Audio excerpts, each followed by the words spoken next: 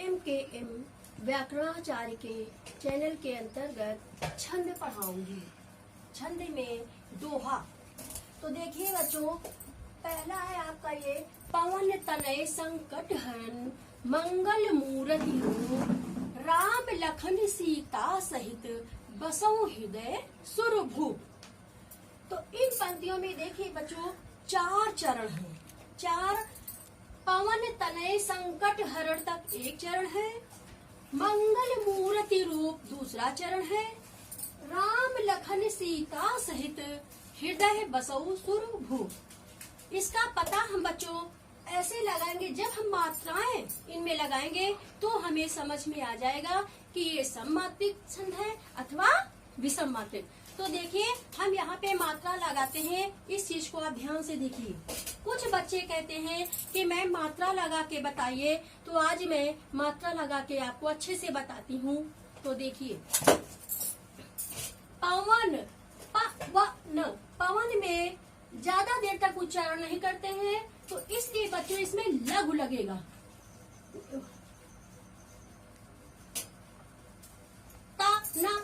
तनय में भी लघु का ही चिन्ह लगाएंगे। संकट, सा में बच्चों अं की बिंदी है, इसलिए इसको गुरु लगाएंगे। गुरु, गुरु मीन्स बड़ा।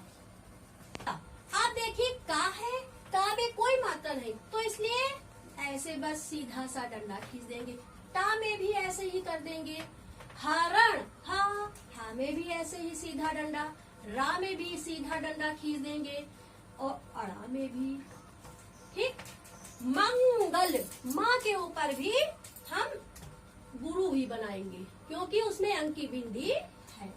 और गा में लघु, ला में लघु। इसी तरह आगे का भी हम ऐसे कंप्लीट कर देंगे।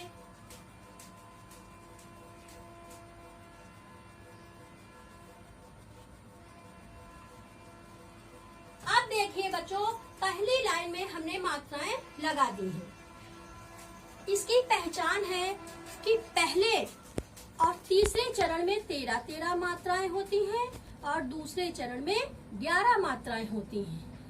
ये बच्चों एक विषम मात्रिक छंद है, क्योंकि दोनों में अलग अलग मात्राएं आ रही हैं। इसकी पहचान ही यही है कि ये विषम मात्रिक छंद है, क्योंकि इसमें मात्राएं एक समान नहीं है।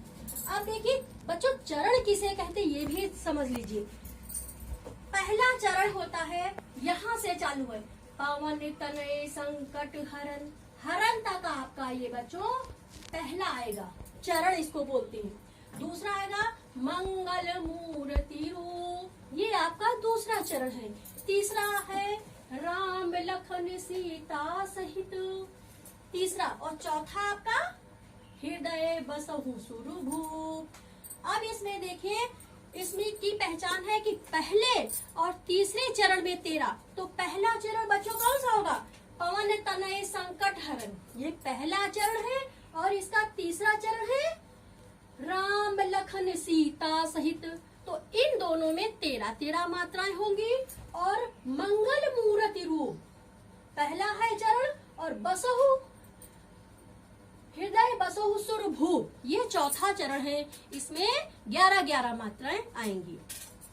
आशा करती हूँ बच्चों आपकी समझ में आ रहा होगा। आगे देखिए, रोला। रोला भी बच्चों उदाहरण लेके आप ऐसे ही समझ लेंगे मात्राएं लगा के।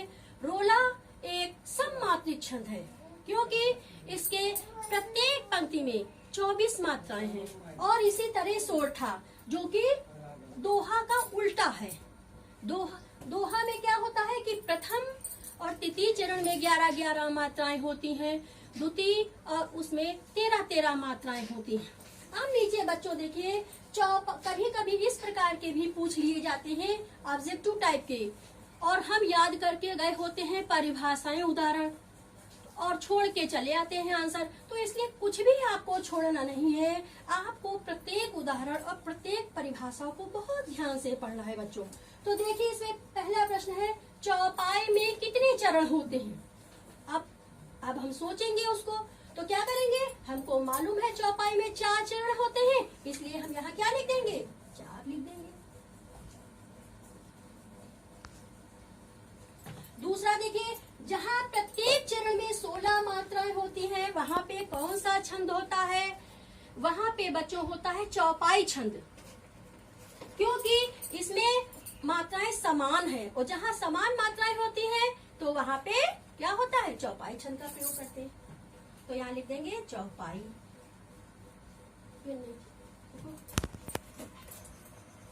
रोला छंद में चरण होते हैं। तो देखिए बच्चों, रोला में 24 मात्राएं होती हैं। ये भी एक सममात्रिक छंद है क्योंकि इसमें भी समान मात्राएं हैं। तो यहाँ लिख देंगे कितने चरण होते हैं रोला में? 4 चरण होते हैं।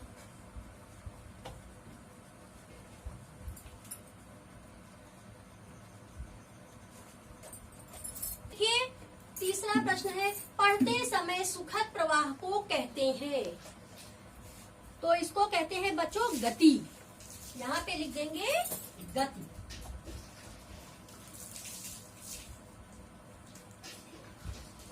अब है सममात्रिक छंद में कितनी मात्राएं होती हैं? सममात्रिक छंद में समान मात्राएं होती हैं, जैसे कि चौपाई में और आपके रोला में, दोनों में समान मात्राएं हैं।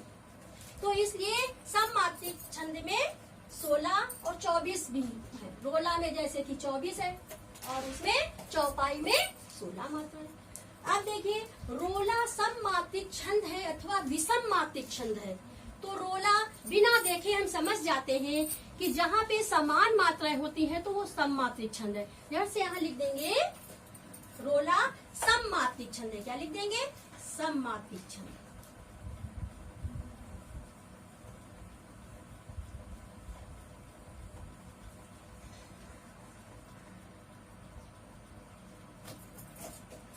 तो जो आज मैंने जो आप लोगों को बताया है, आशा करती हूँ कि आप सभी को अच्छे से समझ में आ गया होगा। बच्चों, यदि आपको अच्छे से समझ में आया हो तो आप इस चैनल को लाइक एंड सब्सक्राइब करना ना भूलें, ताकि मैं आपको आगे तक इसी तरह आपकी मदद करती रहूं। धन्यवाद।